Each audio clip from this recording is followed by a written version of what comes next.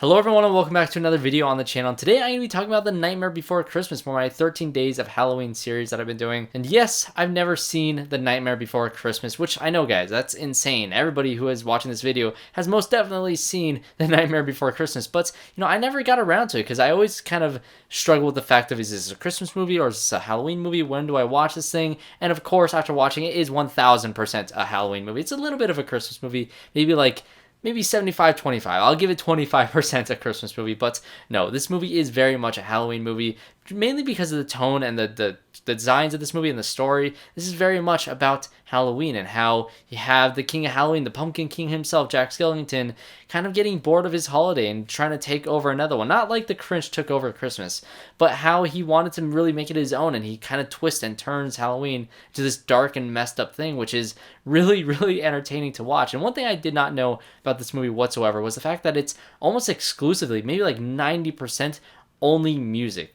Like a musical style music. Like everybody's singing everything. There's almost no dialogue in this film whatsoever besides the actual lyrics of the songs. And, sometimes this works, sometimes this doesn't. For the case of Cats, I got sick and tired of that very quickly. But this movie is very short. It's only an hour and 20 minutes. Again, another short movie review for, I did Lights Out just recently, and now I'm doing The Night Before Christmas. And this, again, is a very easily, digestible Halloween movie to watch during this season because it's so short, it's so simple, and it's very entertaining. And so the basic premise of this movie, of course, you have Jack Skellington, who's living in Halloween Town, and he kind of gets sick of always, as soon as Halloween ends, preparing for 364 more days until the next one.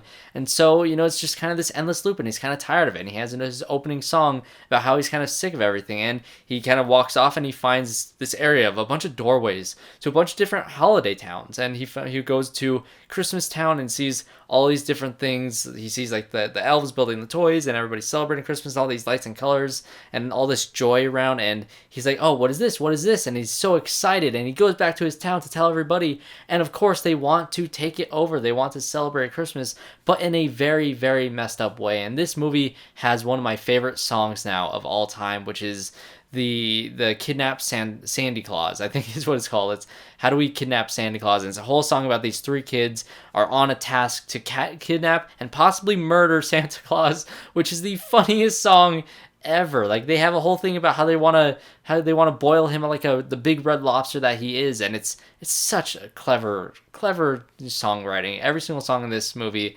has that sort of just, it's very catchy. Every single song is catchy, and you got to give Danny Elfman credit because not only did he do the music for this movie, but he also sang as Jack Skellington, which was awesome. I knew this guy was a very talented musician that's worked with Tim Burton in many films before, like the Batman movies, but with his actual singing voice being a huge part of this movie because, Jack Skellington doesn't really have too much dialogue besides his singing. So really, he was Jack Skellington, and Danny Elfman did a great job as both the musical genius behind everything as well as the lead performance. And of course, you have the This Is Halloween song that is so very famous. Even I have heard that song outside of this movie even before I watched the film. And so I feel like this movie does have that cultural impact of everybody who saw it around the time. I believe this movie came out in 1993, and let me tell you, the animation in this film is gorgeous. Yeah, again, it's stop motion. I have raved about stop motion before on this channel. You have Coraline, you have Kubo and the Two Strings, which I loved Kubo and the Two Strings, and now, this movie was kind of before a lot of other stop motion, at least the modern stop motion movies, and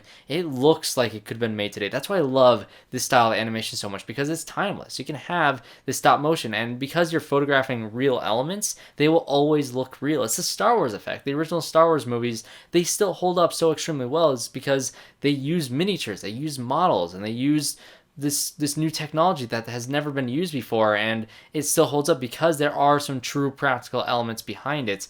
Take away the special editions from that, but there are some true practical elements behind all the filmmaking in Star Wars because CGI wasn't a thing back then. And yes, there are some animated 2D, elements of like the ghost flying around. I doubt they were able to actually do that practically in camera, or I believe the water with some of the liquid simulation was I don't think it was necessarily CGI, but it was early CGI. I think they used some CGI before it was even really a thing, before they used it in a movie like Jurassic Park. I believe the VFX Artists React channel, the Corridor crew, did a reaction video to this movie, so go check that out because this is very fascinating. I really want to watch more behind the scenes of how they did this. And I believe in the Warner Brothers studio lot tour, they have all these miniatures. I remember seeing all the tiny little miniatures that they used for this film, and all the like hundreds of heads that they had for Jack Skellington that they had to just tirelessly switch between. So crazy how they do stop motion. It's such a long and just draining process, but it's so rewarding in the end because it looks so beautiful. And that's what this movie is. It's very beautiful, short, simple, just extremely catchy, filled with excellent music, and just a wonderful story all around of a dark, twisted Disney movie. Because again, with Hocus Pocus and now this one, back in the 90s, Disney really did not care. They really went for it with these things. So The Night Before Christmas is yet again another Halloween movie that I've watched for the first time this year that I'm definitely going to want to check out in years in the future, because same thing with Trick or Treat when I watched that last year, which you can watch my review for Trick or Treat. That is my favorite Halloween movie, and Hocus Pocus and The Nightmare Before Christmas have to be added to that list of some of the best movies that really does capture the tone and feel of Halloween. And I think that's why this movie is so iconic in terms of this holiday. So thanks guys for watching this review. Hopefully you guys enjoyed the movie. If you guys have seen it, definitely go check it out. Let me know in the comments below what you thought. And if you enjoyed this video, leave a like for it. Subscribe to the channel to see more of the videos in this 13 Days of Halloween series. The next up is going to be the One Cut of the Dead, which is a movie on Shudder. It's a Japanese zombie movie that I have to talk about. It is insane. So thanks guys for watching. Subscribe, leave a like, comment below, do all the things, and I hope to see you all in my next one.